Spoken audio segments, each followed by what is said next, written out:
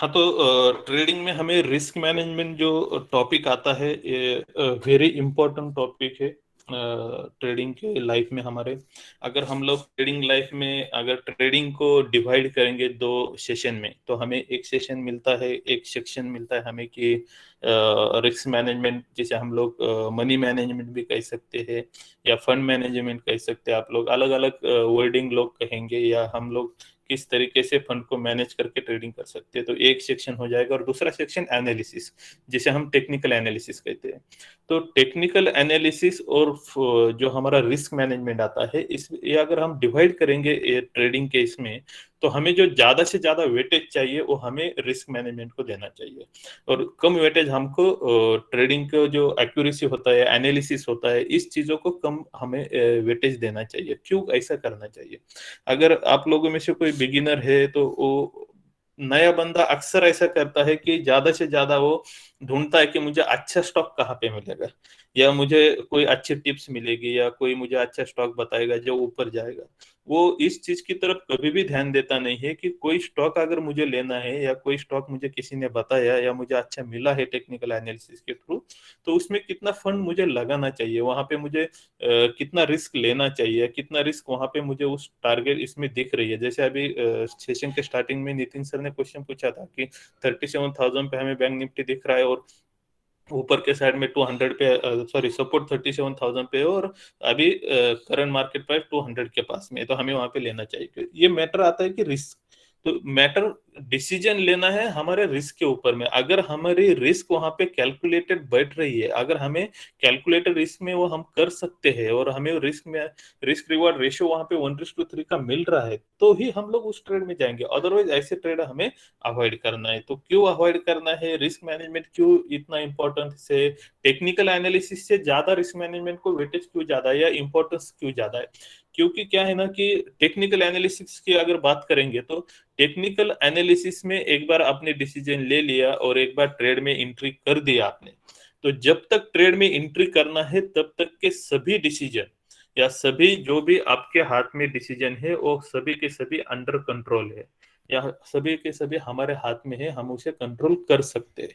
लेकिन एक बार हमने ट्रेड में एंट्री कर दिया, तो ट्रेड में टारगेट हिट होने वाला है या स्टॉप लॉस हिट होने वाला है, ये चीज हमारे हाथ में नहीं है।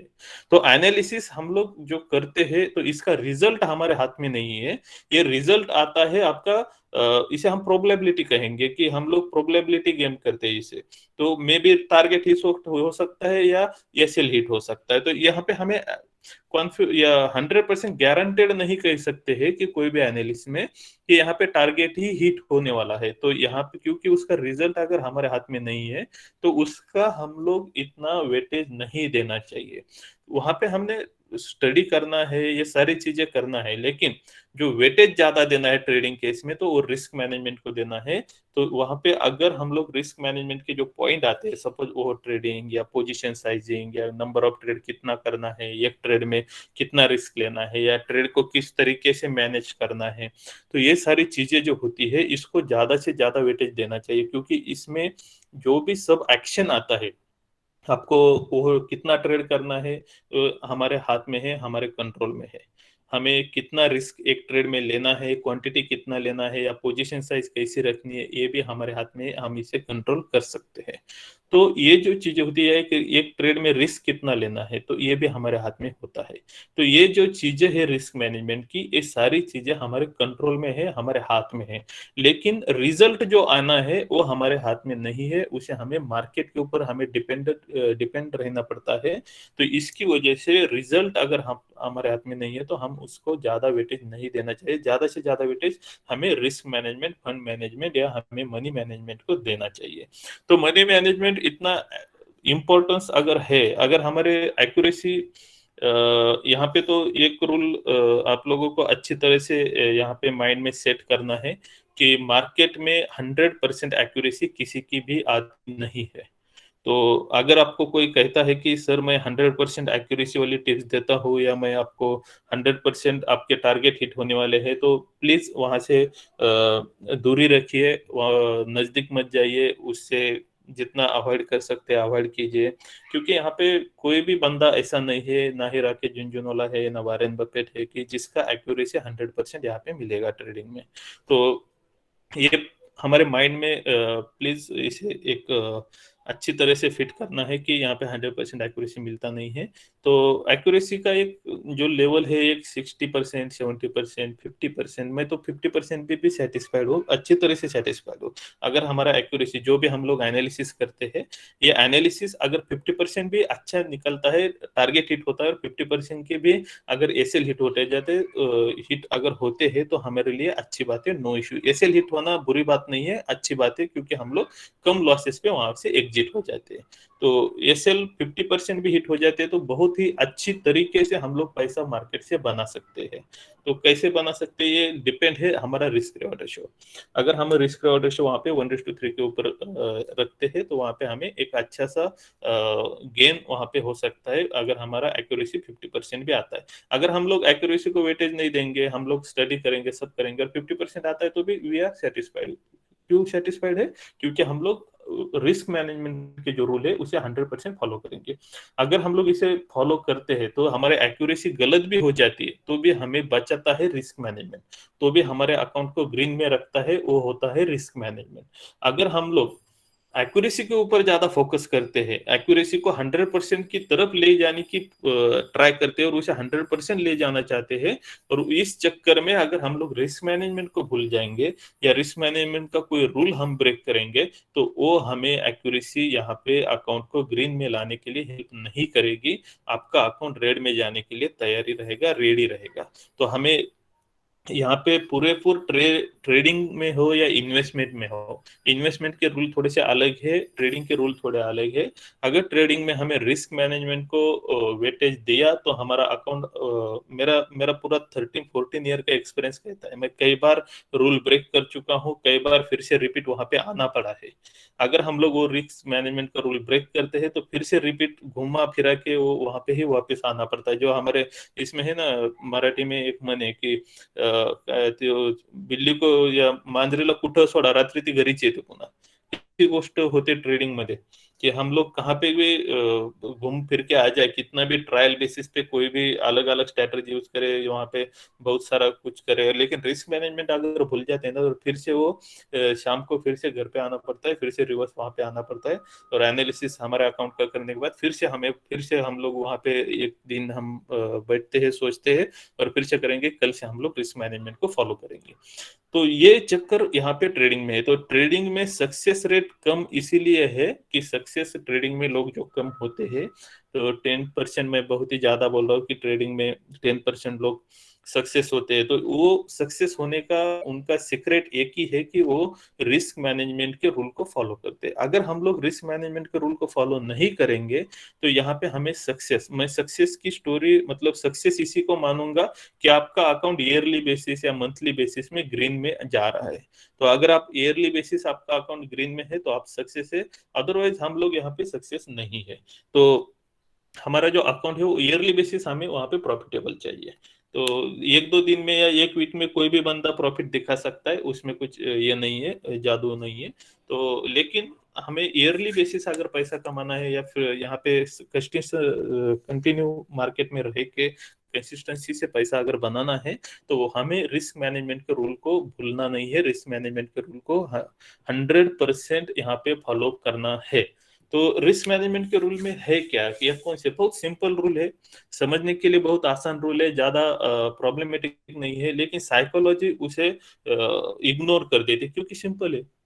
तो साइकोलॉजी जो होती है, या जो ग्रीड होता है हमारे इसमें, या फियर होता है, तो ये दोनों के चक्कर में हमें जल्दी पैसा कमाने के चक्कर में हम इस रूल को फॉलो नहीं करते। तो रिस्क मैनेजमेंट इंपॉर्टेंट क्यों है, कि अगर हमारा अकाउंट को ग्रीन में लाना है, पैसा कमाना है, अकाउंट को यहाँ पे प्रॉफिटेबल में ज्यादा से ज्यादा इसमें लेके जाना है, तो उसके लिए हमें यहाँ पे रिस्क मैनेजमेंट इंपॉर्टेंट है, उसे हमें फॉलो करना पड़ेगा। हमारे लॉसेस को अगर कट डाउन करना है, कम करना है, तो हमारे लिए रिस्क मैनेजमेंट इंपॉर्टेंट है, उसे हमें फॉलो करना चाहिए। अगर हम लोग लॉसेस को कम करेंगे, या लॉसेस होने नहीं देंगे, तो वही हमारे लिए फर्स्ट प्रॉफिट है।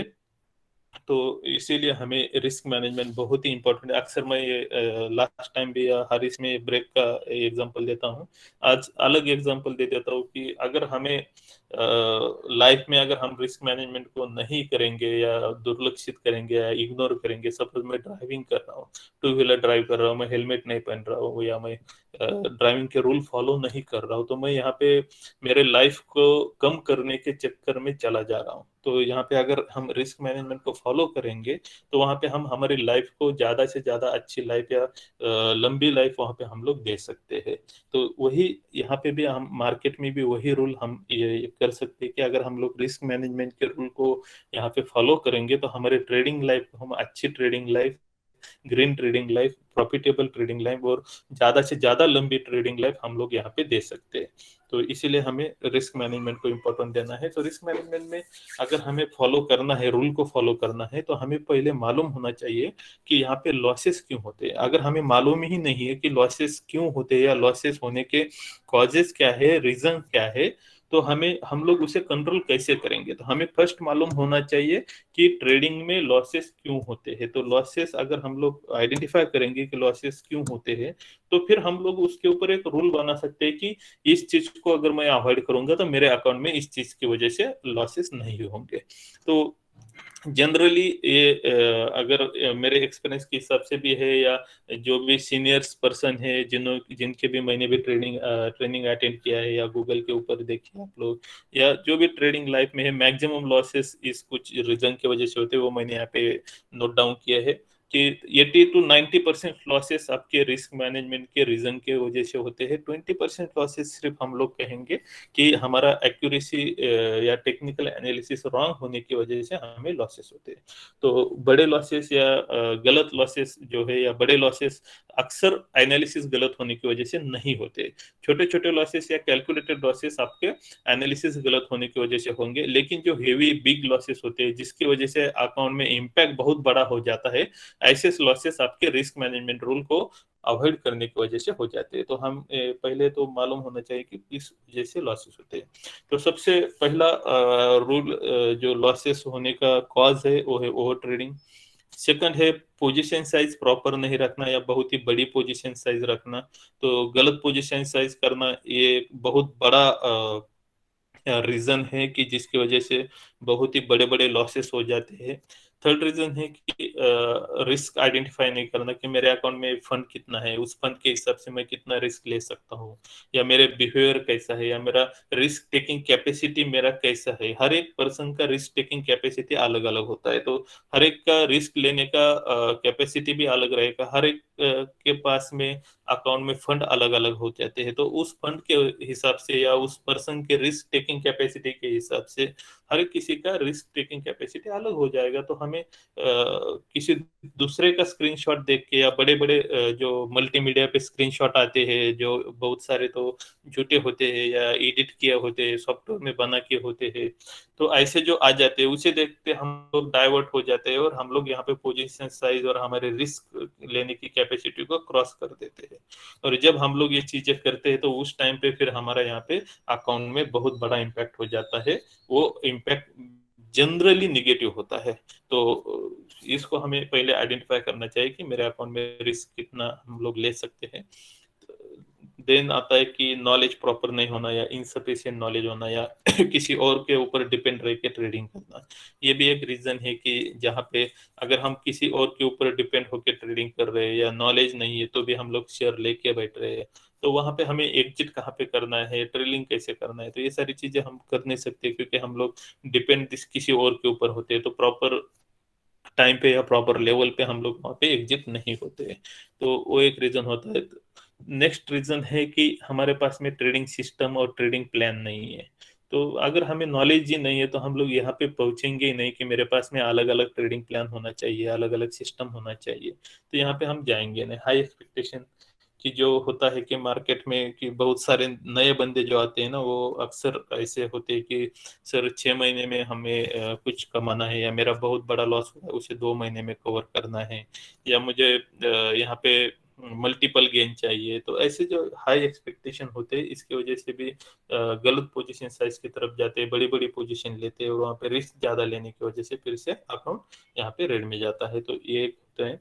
और सबसे लास्ट और बेस्ट कि जो अगर किसी को नॉलेज है, किसी को मालूम है कि यहाँ पे लॉसेस क्यों होते हैं, सब उसने रूल भी बनाया है, बहुत अच्छा एक्सपीरियंस भी है, मार्केट में ट्रेडिंग प्लान है, ट्रेडिंग सिस्टम है, एक्सपेक्टेशन भी अच्छी तरह से वो बना के रखा है, लेकिन ये सारी चीजें उसे मालूम होने के बाद, उसके पास रूल नॉलेज होने के बाद भी वो अगर डिसिप्लिन से फॉलो नहीं करेगा तो फिर ये कुछ काम की नहीं है। तो डिसिप्लिन होना बहुत इंपॉर्टेंट है इस सारी चीजों में। तो वो ट्रेडिंग क्या होती है? सबसे फर्स्ट रीजन है कि लॉसेस होने का। तो वो ट्रेडिंग क्या होती है? वो ट्रेडिंग का मीनिंग होता है कि हम लोग जो ड्यूरेशन है हमारा, सपोज अगर हम लोग इंटरडे की बात करेंगे तो इंटरडे में हम लोग नंबर ऑफ ट्रेड बहुत ही ज्यादा कर रहे हैं कि 9-15 को किसी किसी के, जब नए बंदे में अक्सर ये होता है कि वो बहुत एग्रेसिव होता है ट्रेडिंग के लिए। जैसे जैसे आपको एक्सपीरियंस आता जाता है ना, तो तब जाके आपका एग्रेसिवनेस थोड़ा सा कम हो जाता है। ये पैरेलली हमारे मैरिज लाइफ की तरह है कि बिफोर मैरिज आदमी जैसा एग्रेसिव होता है और मैरिज के बाद में थोड़ा सा एग्रेसिवनेस कम हो जाता है कि 10-15 साल होने के बाद। वैसा ही सेम तरीका ट्रेडिंग में भी है कि ट्रेडिंग या मार्केट आपको सिखा देता है कि यहाँ पे एग्रेसिव ज्यादा नहीं रहना है, सेफ रहना है, थोड़ा सा संभल के फंड को सेव करके ही यहाँ पे आगे ट्रेडिंग करना है। तो एग्रेसिव अगर ज्यादा हो जाता है तो वो 9-15 का इतना एग्रेसिवली वेट करता है कि कब 9-15 बजेगा सुबह का। तो जैसे ही 9:15 बनता है तो 9:15 बज के 30 सेकंड को उसका फर्स्ट ट्रेड स्टार्ट होता है। और जब तक 3 बजता नहीं, 3:30, 3:10 तक, क्योंकि वो एमआईएस में करता है तो मार्जिन लेके करता है, तो 3:10 तक उसका ट्रेडिंग कंटिन्यू चालू होता है। तो नंबर ऑफ ट्रेड इतने हो जाते हैं कि वो गिन नहीं सकता है, कुछ नहीं होता है, और एंड ऑफ द डे उसका अकाउंट 1,000 रुपए, 1,200 रुपए, 1,500 रुपए ऐसा ग्रीन में होता है। लेकिन जब शाम को उसका कॉन्ट्रैक्ट नोट आता है मेल पे, तो वहां पे कॉन्ट्रैक्ट नोट में जो दिन का सब हिसाब किताब आ जाता है ट्रेडिंग का, तो उसमें उसका अकाउंट दिन में एक 3,000 रुपए से माइनस होता है। जो हमें ट्रेडिंग सिस्टम में या ट्रेडिंग के एप्लीकेशन में 1,000 प्लस दिखा रहा था, वो कॉन्ट्रैक्ट नोट आने के बाद वहां पे दिखाता है कि 3,000 माइनस में। ऐसा क्यों होता है? क्योंकि नंबर ऑफ ट्रेड इतना करता है कि इतने नंबर ऑफ ट्रेड होने की वजह से हमें पर ट्रेड को, हर एक ट्रेड को यहाँ पे चार्जेस लगते हैं, या उसमें ब्रोकरेज होता है, या उसमें एसटीटी होता है, उसमें आपने बाकी जीएसटी या एक्सचेंज चार्जेस, ये सारे चार्जेस उसमें होते हैं। तो ये चार्जेस उसके जो भी थोड़ा बहुत प्रॉफिट आता है वो चार्जेस उसे खा जाते हैं। तो वो ट्रेडिंग हमें दो तरीके से लॉसेस करता है। एक होता है कि चार्जेस बहुत लगते हैं वो ट्रेडिंग होने की वजह से, नंबर ऑफ ट्रेड बहुत ही ज्यादा करने की वजह से।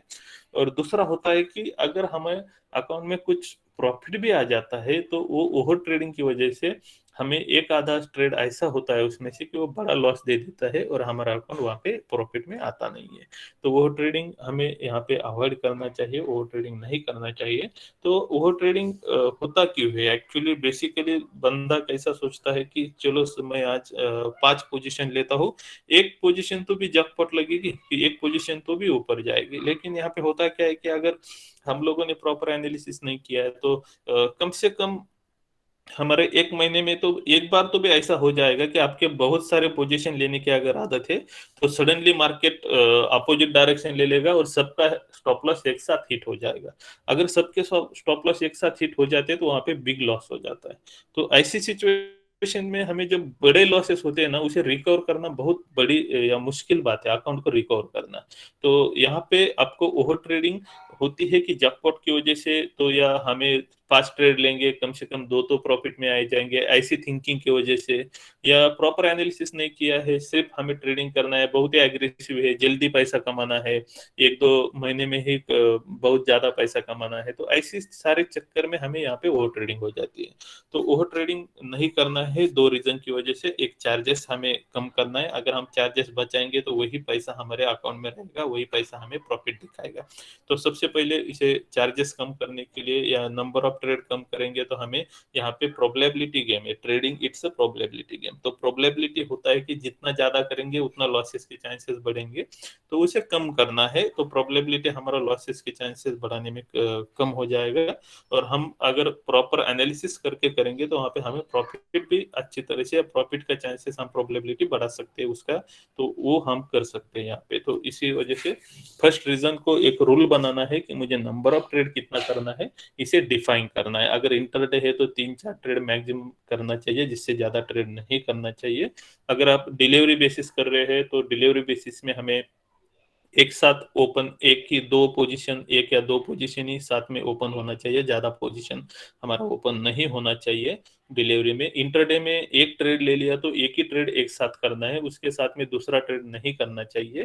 तो अगर हम 3-4 ट्रेड का इंटरडे का कोई रूल बना रहे कि 3 या 4 ट्रेड करेंगे हम इंटरडे में, तो एक ट्रेड होने के बाद ही दूसरे ट्रेड में एंट्री लेंगे, एक साथ दो दो तीन तीन ट्रेड में एंट्री नहीं लेना चाहिए। अगर मार्केट अपोजिट साइड में जाता है तो सबके एक साथ स्टॉप लॉस हिट हो जाते हैं और हमारा वहां पे रिस्क ज्यादा, लॉसेस ज्यादा होने का चांसेस हो सकता है। तो एक साथ एक ही ट्रेड करना है इंटरडे में कभी भी। और नंबर ऑफ ट्रेड 3 या 4 बहुत हो गया, 3 या 4 से ज्यादा ट्रेड नहीं करना चाहिए। तो हमारे चार्जेस कंट्रोल में रहते हैं, लॉसेस भी कंट्रोल में होते हैं। तो ये चीज हमें वो ट्रेडिंग में यहाँ पे कंट्रोल करना चाहिए। डिलीवरी में दो पोजीशन ज्यादा से ज्यादा एक साथ ओपन होना चाहिए, इससे ज्यादा पोजीशन हमारा ओपन नहीं होना चाहिए। मैं स्विंग ट्रेड या इसकी बात कर रहा हूँ, मैं लॉन्ग टर्म की बात यहाँ पे नहीं कर रहा हूँ।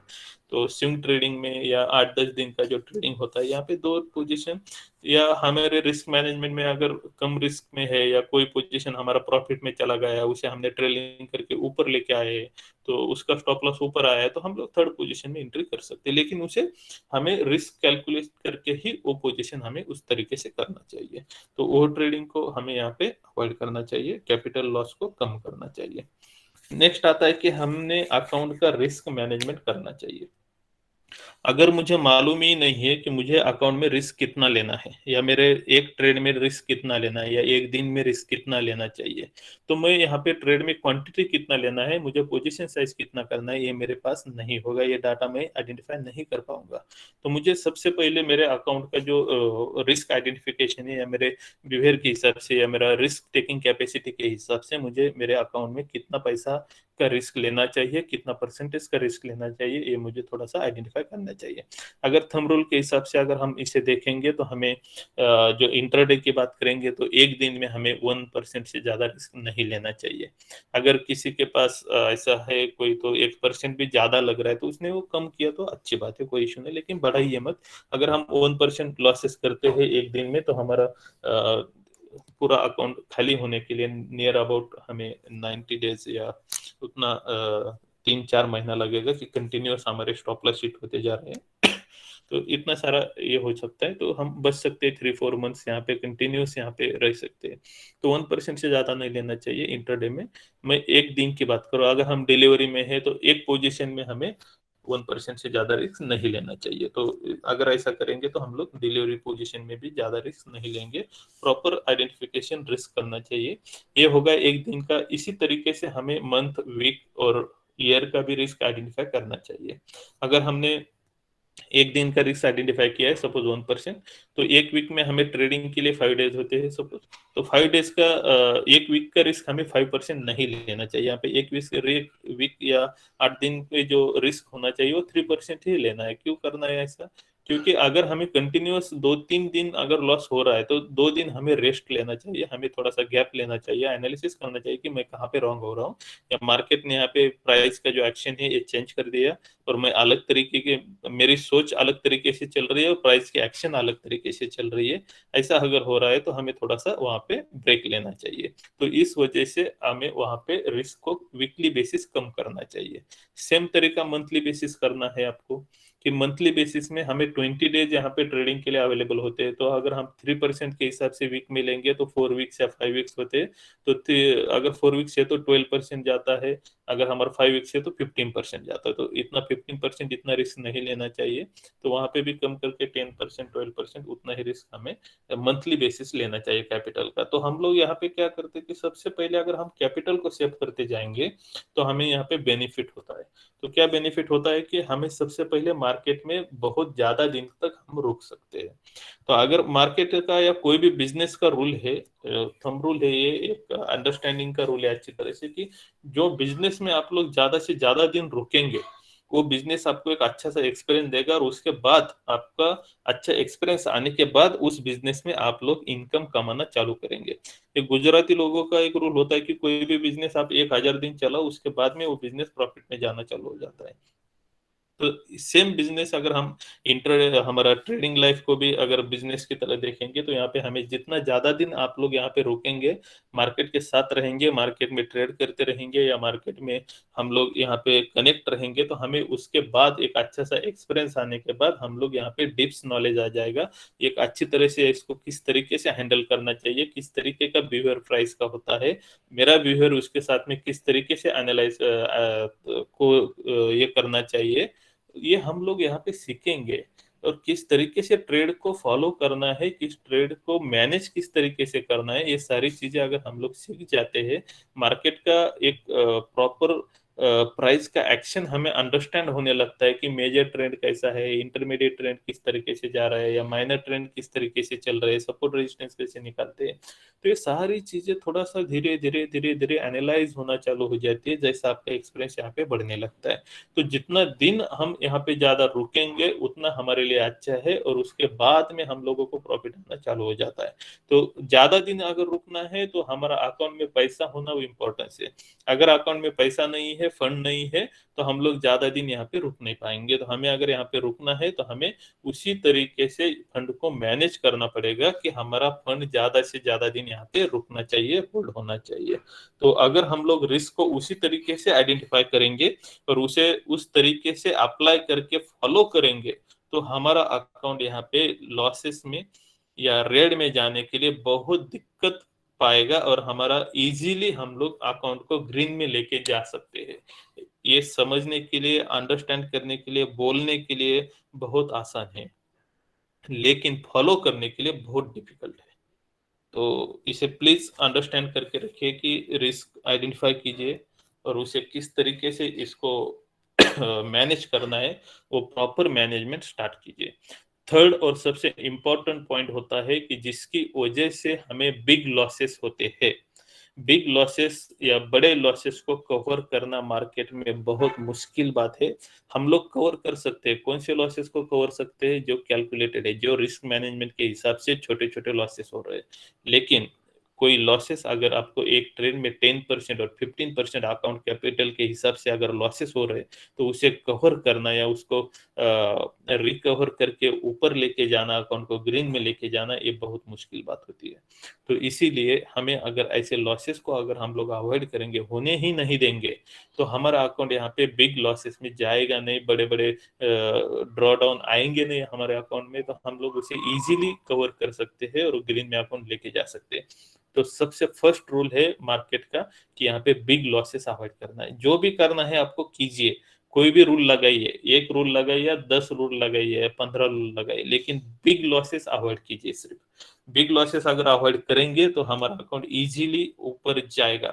तो बिग लॉसेस कंट्रोल करने के लिए हमारा पोजीशन साइज बहुत मैटर करता है। तो पोजीशन साइज मीन्स क्या, कि एक ट्रेड में मैं कितना क्वांटिटी बाय करता हूँ। तो मैंने यहाँ पे बहुत सारे बंदे ऐसे देखे कि अकाउंट में अगर पैसा है तो 100 क्वांटिटी, 1000 क्वांटिटी, तो उसको क्वांटिटी को लिमिट ही नहीं होता है। सिर्फ बताओ कि हमें कौन सा शेयर लेना है, ये शेयर लेना है, तो अकाउंट में जितना पैसा है उसके 50% पैसा तुरंत इन्वेस्ट होता है एक ही स्क्रिप्ट में। अगर 50% एक ही स्क्रिप्ट में इन्वेस्ट करेंगे तो उसमें रिस्क कितना ले रहे हैं? तो रिस्क 10% का, 5% का एक ही ट्रेड में होता है, वो भी स्टॉप लॉस के हिसाब से। तो स्टॉप लॉस को फॉलो नहीं करेंगे तो वहां पे तो देखिए मत, तो रिस्क कितना बढ़ता है। तो कभी कभी अक्सर मुझे मिलने के लिए जितने भी लोग आते हैं लॉसेस करके ही आते हैं। तो लॉसेस करके आने वाला बंदा होता है कि सर 10 लाख हुआ है, 20 लाख हुआ है, या 5 लाख लॉस किया है सर, घर वालों को बता नहीं सकता हूँ। या किस तरीके से रिकवर करना है। अगर हम लोग रिस्क मैनेजमेंट नहीं करेंगे, मैनेजमेंट ही नहीं कर रहे हम लोग फंड का, तो इतना बड़े लॉसेस 100% होने वाले हैं। अगर हम फंड को प्रॉपर मैनेज करके ट्रेड करेंगे या प्रॉपर पोजीशन साइज लेके ट्रेड करेंगे, तो वहां पे इतने बड़े लॉसेस होते नहीं है, उसे कंट्रोल करना सीखिए। तो पोजीशन साइज ये बहुत ही बड़ा फैक्टर है जो बड़े लॉसेस को इनवाइट करता है।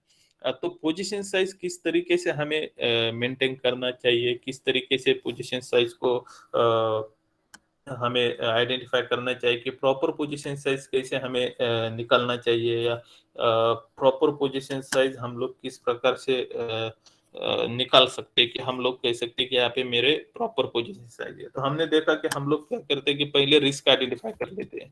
तो रिस्क अगर आइडेंटिफाई करेंगे, और रिस्क आइडेंटिफिकेशन में अगर मुझे बताया गया है कि एज पर माय कैपिटल और as per my risk management के रूल के हिसाब से मैं कितना रिस्क ले रहा हूँ, तो सपोज मेरे अकाउंट में सपोज 2 लाख रुपीज है, तो 2 लाख में से मुझे एक दिन का रिस्क आता है 2000 रुपीज का। तो एक दिन का अगर 2000 रुपीज का रिस्क आ रहा है, और मैंने आइडेंटिफाई किया है कि रिस्क पर ट्रेड कितना करना है, तो एक दिन में मैं सपोज यहाँ पे 4 ट्रेड ले रहा हूँ, तो 4 ट्रेड अगर एक मेरे जो वो ट्रेडिंग का जो रूल है, उस वो ट्रेडिंग के रूल के हिसाब से एक दिन में मुझे नंबर ऑफ ट्रेड कितना करना है, तो वो 4 करना है। तो नंबर ऑफ ट्रेड अगर मैं 4 ही कर रहा हूँ एक दिन में, तो पर ट्रेड का रिस्क कितना आएगा मेरा, तो पर ट्रेड का रिस्क आएगा मेरा 500 रुपीज, फॉर एग्जाम्पल के लिए। तो पर ट्रेड रिस्क मैंने आइडेंटिफाई किया है यहाँ पे कि एक ट्रेड के लिए मुझे जो रिस्क आ रहा है वो आ रहा है 500 रुपीज का।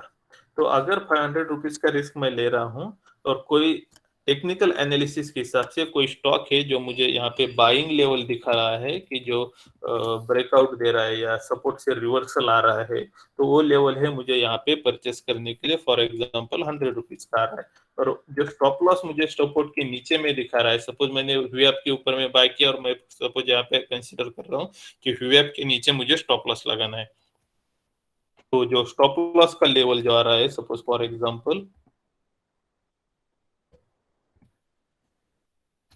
यहाँ पे मुझे 98 या 97 रुपीज का मुझे यहाँ पे स्टॉप लॉस का लेवल दिखा रहा है। तो ये डाटा मेरे पास आ जाता है। तो ये डाटा मेरे पास पहले ही होता है कि ये तो मुझे हर ट्रेड को निकालना नहीं है। मेरे अकाउंट में जैसे फंड चेंज हो जाता है, उस फंड के हिसाब से मैं यहाँ पे रिस्क मैनेजमेंट हर 15 दिन में या कंटिन्यूस 6 महीने के लिए एक ही रिस्क मैनेजमेंट रखिए, चेंज मत कीजिए, कोई इशू नहीं है। तो अकाउंट ग्रीन में जा रहा है तो रिस्क मैनेजमेंट को चेंज मत कीजिए।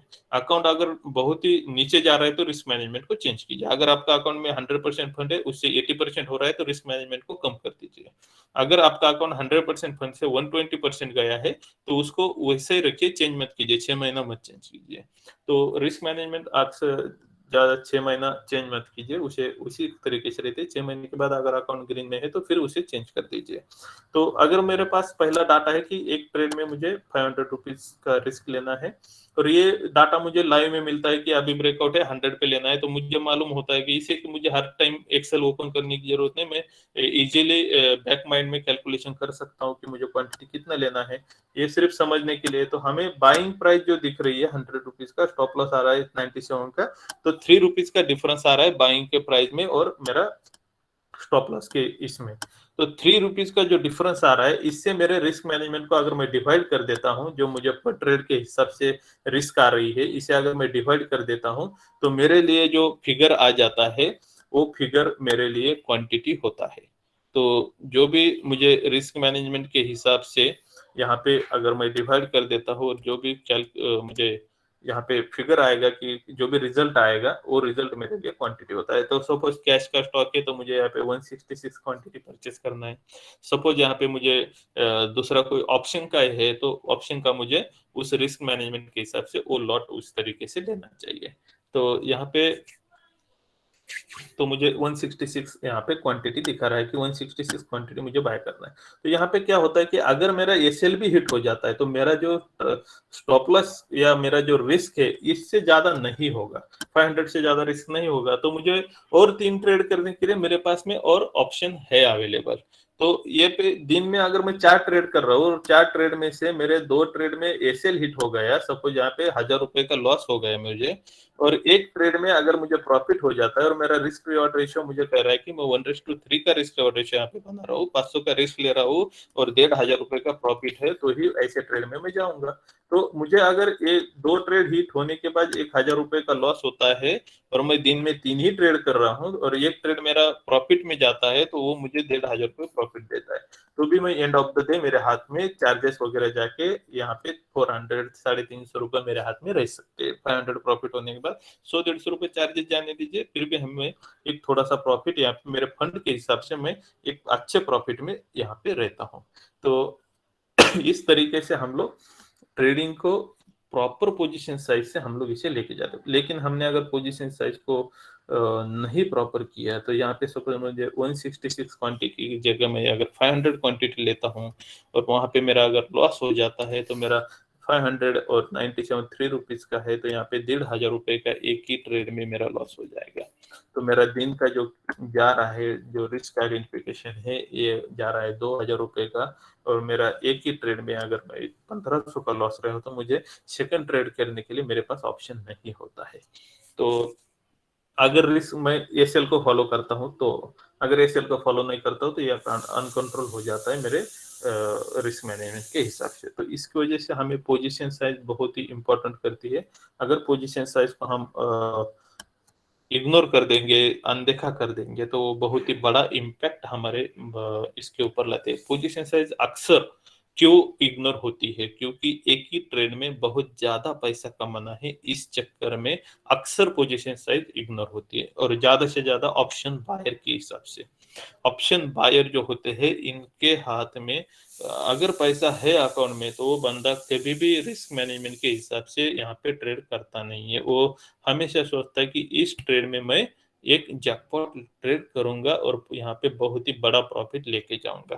तो प्रॉफिट तो ज्यादा बार होता नहीं है, अक्सर ये बड़ी पोजीशन हमें लॉस की तरफ लेके जाती है, बड़े लॉसेस की तरफ लेके जाती है। तो ये मेन इंपॉर्टेंट 3 रूल्स है जो आपके लॉसेस कम करता है। तो फर्स्ट आपका रूल है कि ओवर ट्रेडिंग कम करना है। सेकंड रूल है कि हमें रिस्क एज पर रिस्क आइडेंटिफिकेशन ही ट्रेड को चलाना है। पोजीशन साइज बहुत इंपॉर्टेंट रूल है। बाकी के जो रूल्स आते हैं, जैसे रिस्क रिवार्ड रेशो है, तो ये रूल हमें प्रॉफिट अच्छा बनाने के लिए रूल्स है। तो रिस्क रिवार्ड रेशो क्या होता है? तो risk reward ratio simply language में अगर सीखना है रिस्क रिवॉर्ड रेशियो को, तो रिस्क रिवॉर्ड रेशियो होता है कि कोई ट्रेड में हम लोग जो रिस्क ले रहे हैं, रिस्क मतलब क्या कि हम लोगों ने जहाँ पे बाइंग किया है और जो हम लोग वहां पे स्टॉप लॉस बना के रखे, तो इसके बीच में अगर स्टॉप लॉस हिट हो जाता है, तो मुझे वहां पे लॉसेस कितने का होने वाला है। तो इसे हम लोग कहते हैं कि रिस्क। और रिवॉर्ड किसे कहेंगे? कि बाइंग प्राइस और टारगेट। बाइंग प्राइस और टारगेट के बीच में जो हमें डिफरेंस दिख रहा है, उसे हम लोग कहेंगे रिवार्ड। तो अगर मुझे यहाँ पे 500 रुपीज का रिस्क मैं ले रहा हूँ, तो मेरा टारगेट उससे 3 गुना होना चाहिए, मतलब वो नियर अबाउट मेरा टारगेट 1500 रुपीज के पास में होना चाहिए। अगर ऐसा ट्रेड मुझे दिखता है as per the technical analysis, तो ही मैं उस ट्रेड में एंट्री ले लूंगा, अदरवाइज उस ट्रेड को अवॉइड कीजिए। अगर हम लोग इस रूल को फॉलो करेंगे, तो हमें ओवर ट्रेडिंग बहुत ही ऑलरेडी कम हो जाएगी। क्योंकि आप लोग यहाँ पे 1:3 का रिस्क रिवॉर्ड रेशियो दिखेगा तो ही ट्रेड करेंगे, अदरवाइज ट्रेड नहीं करेंगे। तो 50% तो ओवर ट्रेडिंग का रूल यहाँ पे ही आपका ये हो जाता है। तो ये रूल को अगर आप अच्छे से फॉलो करेंगे कि रिस्क रिवॉर्ड रेशियो अगर 1:3 रखेंगे, तो यही एक रूल है जो हमें एनालिसिस गलत होने की हो भी जाता है तो भी हमें उससे बचा देता है। तो इस रूल को अगर हम फॉलो करेंगे, तो हमारा एनालिसिस अगर गलत भी होता है, तो हम लोग यहाँ पे बच सकते हैं। फॉर एग्जाम्पल कैसे? हमने यहाँ पे पर एक दिन के ट्रेड को आइडेंटिफाई किया कि 4 ट्रेड करना है। हमें एक महीने में 20 डेज अवेलेबल होते हैं फॉर एग्जाम्पल, और एक महीने में 20 अगर 4 ट्रेड डेली करेंगे, तो हमें टोटल ट्रेड हम लोग यहाँ पे 80 20 इंटू 4 नियर अबाउट 80 ट्रेड हम लोग एक मंथ में करेंगे। और हम लोग कंसिडर कर रहे हैं कि मेरा जो एक्यूरेसी आने वाला है यहाँ पे, वो 50% ही आने वाला है। मतलब 50% एक्यूरेसी अगर हम लोग कंसिडर करेंगे, तो ये मुझे इसमें से 40 ट्रेड मेरे गलत हो जाएंगे और 40 ट्रेड मेरे प्रॉपर आ जाएंगे। तो 40 ट्रेड अगर मेरा गलत होता है और 40 ट्रेड मेरे प्रॉफिट में आ जाते हैं, तो मुझे, अगर मैं इसे रिस्क रिवॉर्ड रेशियो 1:3 का यहाँ पे फॉलो करता हूँ, तो मुझे यहाँ पे प्रॉफिट हो जाएगा और अच्छा सा प्रॉफिट हो जाएगा। लेकिन मैं अगर यहाँ पे 1:3 का रिस्क रिवॉर्ड रेशियो फॉलो नहीं करता हूँ, तो मुझे यहाँ पे गलत या प्रॉफिट प्रॉपर नहीं होगा या चार्जेस में ही मैं चला जाऊंगा। अगर मैं 1:1 का रिस्क रिवॉर्ड रेशियो, सपोज यहाँ पे मैं 1,000 रुपए का प्रॉफिट और 1,000 रुपए का लॉस का कंसिडर करता हूँ, तो अगर मुझे 1,000 रुपए का प्रॉफिट हो जाता है और 40 ट्रेड मेरे बराबर आ जाते हैं, तो मुझे यहाँ पे 40,000 का प्रॉफिट और 40,000 का लॉस हो जाएगा एक महीने में। तो मेरे हाथ में क्या बचा है? जीरो, और चार्जेस की वजह से मेरा अकाउंट निगेटिव। तो 1:1 का अगर रेशियो अगर फॉलो करेंगे तो ये चीज नहीं होगी। और इसमें से भी कभी कभी क्या हो सकता है कि हम लोगों का जो प्रॉफिट आ रहा है वो 1:1 नहीं आ रहा है, थोड़ा सा कम हो रहा है, या ट्रेलिंग ऐसे लीड हो रहा है। ऐसी भी चीजें कभी कभी हमारे साथ घटती है, तो इसकी वजह से लॉस में चले जाते हैं। अगर हम लोग 1:2 का करेंगे, 1,000 का लॉस और 2,000 का प्रॉफिट, तो यहाँ पे भी हमें जो प्रॉफिट आ रहा है ये हमें थोड़ा सा कम आ जाएगा। अगर यहाँ पे 1:2 का लेंगे तो 40,000 का लॉस आता है, 80,000 का हमें प्रॉफिट आ जाएगा। और 80,000 में से अगर 40,000 माइनस करेंगे तो 40,000 हमारे हाथ में आ जाते हैं। सपोज 10-15 चार्जेस में चले जाएंगे, तो हमें एक थोड़ा सा ठीक ठाक 30-35 हजार का प्रॉफिट यहाँ पे ले रहे हैं। तो वो भी हमारे रिस्क मैनेजमेंट के हिसाब से ठीक ठाक है, कोई इशू नहीं। मैंने फिगर ज्यादा लिया है तो यहाँ पे आपको उतना दिखाई दे रहा है, ये 25,000 या 30,000 का आपको प्रॉफिट यहाँ पे आ जाएगा। लेकिन हम 1:3 का करेंगे, 40,000 का लॉस और 1,20,000 का प्रॉफिट अगर कंसिडर करेंगे 1:3 के हिसाब से, तो हमारे हाथ में यहाँ पे नियर अबाउट 80,000 यहाँ पे कैलकुलेशन के हिसाब से दिख रहा है। और चार्जेस और बाकी चीजें अगर जाएंगे तो 20,000 चार्जेस जाने दीजिए, या ट्रेलिंग स्टॉप लॉस की वजह से भी आपके और 10-15 हजार जाने दीजिए, फिर भी हमारे हाथ में 50,000 या 55,000 एक अच्छा सा प्रॉफिट 1:3 रिस्क रेशियो अगर हम लोग फॉलो करेंगे तो हम लोग इसे अच्छी तरह से यहाँ पे ले सकते हैं। तो ये इम्पोर्टेंस इसी की वजह से है कि अगर हमारा एनालिसिस हमें साथ भी नहीं देता है अच्छी तरह से, ठीक ठाक चलता है, एवरेज एनालिसिस है हमारा, तो भी हम लोग प्रॉफिट कमा सकते हैं। लेकिन किस तरीके से कमा सकते हैं? अगर हम लोग इस रूल को फॉलो करेंगे। कौन से रूल को फॉलो करेंगे? रिस्क आइडेंटिफाई करना है, ओवर ट्रेडिंग नहीं करना है, पोजीशन साइज प्रॉपर रखना है, और रिस्क रिवार्ड रेशियो 1:3 दिखता है as per the technical analysis, तो ही उसी ट्रेड में हमें एंट्री लेना है। तो ये चीज को अगर हम लोग फॉलो करेंगे तो हमारा अकाउंट माइनस में बहुत कम बार जाएगा। मैं मंथली बेसिस और ईयरली बेसिस की बात करता हूँ, डेली बेसिस नहीं बोल रहा हूँ मैं। तो अकाउंट यहाँ पे ग्रीन में आ सकता है, अच्छी तरह से आ सकता है। मैं मतलब इसे प्रोबेबिलिटी नहीं कहूंगा, कॉन्फिडेंस के साथ कहूंगा कि हमारा अकाउंट प्रॉफिट में जाएगा। लेकिन अगर हम लोग इसको इग्नोर करेंगे, रिस्क मैनेजमेंट को, ये सारी चीज 4 रूल को अगर इग्नोर करेंगे, तो हमारा एनालिसिस के ऊपर हम लोग ज्यादा कॉन्सेंट्रेट करके उसे, उसके ऊपर अगर हम सारी की सारी रिस्पॉन्सिबिलिटी भी डालेंगे, तो फिर हमारा अकाउंट वहां पे प्रॉब्लमेटिक में जाएगा। और वो मैं लिख के भी देता हूँ आपको कि सिर्फ एनालिसिस की वजह से आपको प्रॉफिट नहीं होगा, हमें प्रॉफिट नहीं होता है। तो हमें प्रॉफिट जो भी होगा, मैं मंथली और ईयरली बेसिस कहूंगा, वो सिर्फ की सिर्फ एक ही वजह से हो सकता है कि हम लोग रिस्क मैनेजमेंट को अच्छी तरह से फॉलो कर सकते हैं। तो ट्रेडिंग में सक्सेस होना है तो यही सीक्रेट है, यही एक अच्छी सी सिस्टम है कि जिसे हम लोग फॉलो करके ट्रेडिंग में पैसा कमा सकते हैं। तो प्लीज इसे अच्छी तरह से ध्यान में रखिए, अच्छी तरह से इसे फॉलो कीजिए, इसे इग्नोर मत कीजिए। कुछ दिन होने के बाद, ट्रेडिंग में थोड़ा बहुत पैसा कमाने के बाद अक्सर ये होता है कि ये सारे रूल को हम लोग इग्नोर कर देते हैं।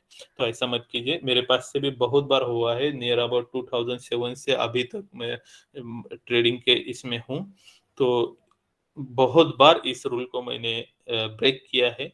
और जितने बार ब्रेक किया है उतने बार मार्केट ने मेरे पास से फाइन लिया है। तो ये फाइन अच्छा नहीं होता है।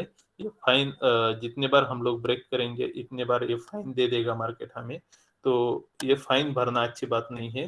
तो हमें इसे एक प्रॉपर वे से और प्रॉपर तरीके से हमें इसे मैनेज करना चाहिए। अगर इसे हम मैनेज नहीं कहेंगे तो मैं आपको बॉन्ड के ऊपर लिख के देता हूं कि आप लोगों का अकाउंट या मेरा खुद का अकाउंट अगर इसे मैं फॉलो नहीं करता हूं तो लॉस में जाता है।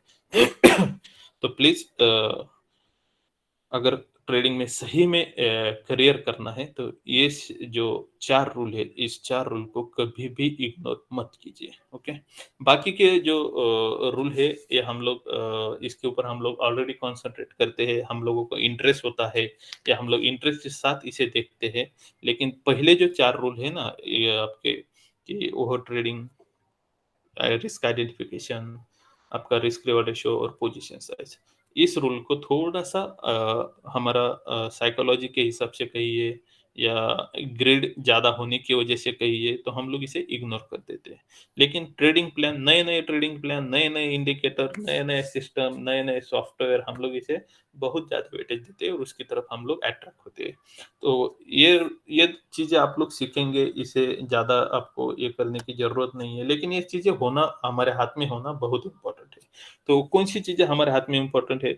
जो हमने चारों चीज़ें अभी देखी है, तो इसके हिसाब से हमारे पास प्लान होना चाहिए, तो इसे हम ट्रेडिंग प्लान कहेंगे। ट्रेडिंग प्लान मतलब हमारा एक रोड मैप होता है कि मैं एक दिन में किस तरीके से ट्रेड करता हूँ, मैं एक डिलीवरी ट्रेड किस तरीके से करूँगा, तो ये रोड मैप मेरे हाथ में होना चाहिए। ऐसा नहीं होना चाहिए कि मैं सुबह ओपन करता हूँ और अंधाधुंध किस तरीके से भी ट्रेड करता हूँ। अगर मेरे पास प्लान नहीं है ट्रेडिंग का, ट्रेडिंग के प्लान में क्या-क्या इंक्लूड होता है, तो ट्रेडिंग के प्लान में होता है कि मुझे एंट्री कब करना है, किस तरीके से एंट्री करना है, एग्ज़िट का रूल क्या है मेरा, एंट्री का रूल क्या है, मेरे फंड मैनेजमेंट का रूल क्या है, रिस्क मैनेजमेंट का रूल क्या है, मेरा पोज़ीशन साइज़ का रूल क्या है। तो ये सारी चीज़ें, या मुझे एक ट्रेड में मैंने एंट्री करने के बाद उस ट्रेड को किस तरीके से मुझे मैनेज करना है। तो मेरा प्रॉफ़िट कितना होने के बाद मेरा ट्रेडिंग स्टॉप लॉस ऊपर लेके आना है, या मुझे किस परसेंटेज पे जाने के बाद फिर से ट्रेडिंग स्टॉप लॉस मुझे ऊपर लेके आना है। तो मेरा इस प्लान में सबसे इम्पोर्टेंट चीज़ होता है कि कोई भी ट्रेड में मैं सबसे पहले रिस्क फ्री कैसे हो जाऊँ। अगर सपोज़ फॉर एग्ज़ाम्पल मेरे पास में रिस्क मैनेजमेंट के सभी रूल हैं और मैंने सभी रूल अच्छी तरह से मैं फॉलो करता हूँ और मैं कोई ट्रेड में एंट्री ले चुका हूँ। और एंट्री लेने के बाद मुझे ऐसा दिख रहा है कि मेरा जो ट्रेड परचेज़ किया हुआ है 1:3 के हिसाब से किया हुआ है और मुझे अभी जो प्रॉफ़िट आ रहा है 1:1 का प्रॉफ़िट मुझे अभी उस ट्रेड में दिख रहा है। अगर मेरे पास में 1:1 का प्रॉफ़िट है, तो भी मेरा स्टॉप लॉस अभी भी उसी रिस्क लेवल पे क्यों है फिर? तो मुझे इसे मॉडिफ़ाई करके ऊपर लेके आना चाहिए। तो फिर मुझे इसके ऊपर लेने के लिए अगर मेरा प्रॉफ़िट 1:1 आ जाता है, तो मैं फिर इसे मॉडिफ़ाई करके as per the technical line के हिसाब से जो भी मैं फ़ॉलो कर रहा हूँ, किस ट्रेलिंग स्टॉप लॉस के लिए, या मूविंग एवरेज फ़ॉलो कर रहा हूँ, या इचिमोकू का बेसलाइन फ़ॉलो कर रहा हूँ, या प्राइस एक्शन का पिछला जो सपोर्ट है उसे फ़ॉलो कर रहा हूँ, तो उस हिसाब से मुझे उसे मॉडिफ़ाई करके ऊपर लेके आना चाहिए। वही प्रॉफ़िट अगर मेरा फिर से 1:2 के ऊपर चला जाता है, तो मेरा फिर वो रिस्क फ्री नहीं होगा, तो मैं थोड़े से प्रॉफ़िट में उसको अभी ट्रेलिंग स्टॉप लॉस को लेके जाऊँगा। और जैसे ही 1:3 आ जाता है, तो मुझे वहाँ पे एग्ज़िट करना है, या और मुझे ज़्यादा टारगेट, नेक्स्ट टारगेट का वहाँ पे ये है, तो उस हिसाब से ट्रेल करना है या एग्ज़िट करना है, ये नेक्स्ट डिसीज़न मेरा एग्ज़िट रूल के हिसाब से होना चाहिए। तो ये होता है हमारा ट्रेडिंग प्लान। तो उस प्लान को प्रॉपरली फॉलो करना चाहिए और ऐसे प्लान हमारे पास में होने चाहिए कि किस तरीके के मार्केट होते हैं, मार्केट का बिहेवियर किस टाइप में अलग-अलग तरीके से चलता है। मार्केट कभी-कभी बहुत ही बुलिश में चलता है, तो उस टाइम पे मुझे किस तरीके का ट्रेडिंग प्लान को फॉलो करना चाहिए। मार्केट कभी-कभी बहुत ही स्पीड से बेयरिश हो जाता है, तो उस टाइम पे मुझे कौन से ट्रेडिंग प्लान में जाना चाहिए, या मार्केट रेंज बाउंड होने के बाद मुझे कौन से ट्रेडिंग प्लान को फॉलो करना चाहिए। तो इस तरीके से अलग-अलग मार्केट के प्राइस के बिहेवियर के हिसाब से मेरे पास में अलग-अलग प्लान होना चाहिए, या मुझे उस ट्रेड को किस तरीके से मैनेज करना चाहिए, कौन से मार्केट के स्टाइल के हिसाब से। तो मुझे ऐसे अंडरस्टैंड होना चाहिए कि अब क्या करना चाहिए मुझे।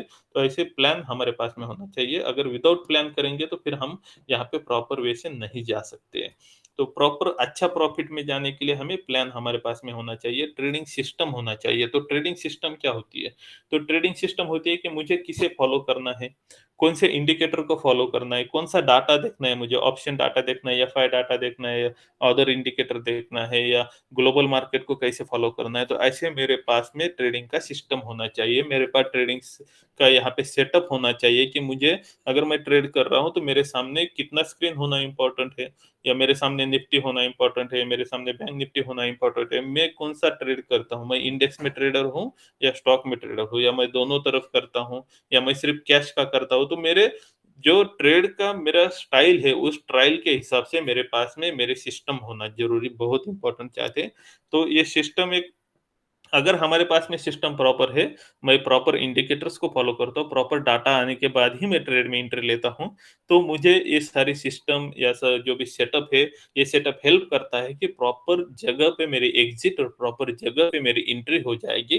तो इसीलिए मेरे पास में एक प्रॉपर सेटअप होना बहुत इम्पोर्टेंट है। अगर मैं इंट्राडे ट्रेडर हूँ, तो मुझे किस प्रकार का सेटअप मेरे पास में होना चाहिए। तो अलग-अलग सेटअप होते हैं, अलग-अलग ट्रेडिंग सिस्टम होती है, अलग-अलग हम हमारे ट्रेडिंग स्टाइल के हिसाब से हर एक का ट्रेडिंग सिस्टम अलग हो जाएगा। इंट्राडे करता है बंदा, सिर्फ़ इंडेक्स करता है, तो उसके लिए अलग-अलग ऑब्ज़र्वेशन रखना उसके लिए इम्पोर्टेंट है। जैसे उसको अगर सपोज़ मैं सिर्फ़ निफ्टी का इंडेक्स में ही ट्रेड करता हूँ, तो मेरे पास में निफ्टी, डाउ, बैंक निफ्टी, ये सारी चीज़ों को देखने के लिए अलग-अलग स्क्रीन होना इम्पोर्टेंट है।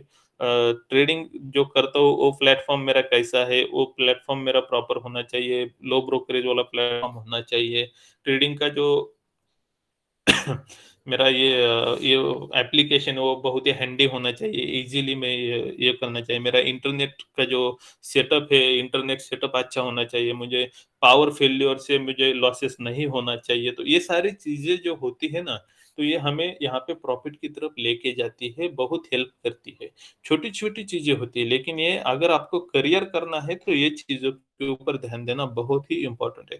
सिर्फ़ यहाँ पे एक्साइटमेंट करना है या सिर्फ़ देखना है मार्केट को, तो फिर ये चीज़ें आपके लिए उतना इम्पोर्टेंस नहीं रखेगी। लेकिन अगर हमें लाइफ़ का इसमें अच्छी तरह से करियर करना है, विदाउट बॉस अगर यहाँ पे करियर करना है, विदाउट बॉस की जॉब करना है, विदाउट टारगेट का बॉस करना है, विदाउट किसी को मेरी रिपोर्टिंग नहीं है, ऐसा जॉब अगर मुझे करना है, कहाँ पे मुझे माल बेचने जाना नहीं है, कहाँ पे मुझे टाइम का लिमिटेशन नहीं है, ऐसा अगर मुझे बिज़नेस में यहाँ पे रुकना है, उसे ये करना है, तो ये सारी चीज़ों को फ़ॉलो करना, उसका हमें अच्छी तरह से नॉलेज लेना, ये सारी चीज़ें सीखना, इसे डिसिप्लिन से फ़ॉलो करना हमें बहुत ही इम्पोर्टेंट है। तो ये सारी चीज़ों को हमें प्रॉपर वे से, प्रॉपर तरीके से, एकदम शांति से सोचते हुए, प्रॉपर प्लान बनाते हुए, प्रॉपर ट्रेडिंग का सिस्टम रखते हुए, ये सारी चीज़ों हमें ये करना है। तो हमने रूल कौन-कौन से देखे, बेसिक लॉस को अवॉइड करने के लिए रूल हम लोगों ने बनाए हैं।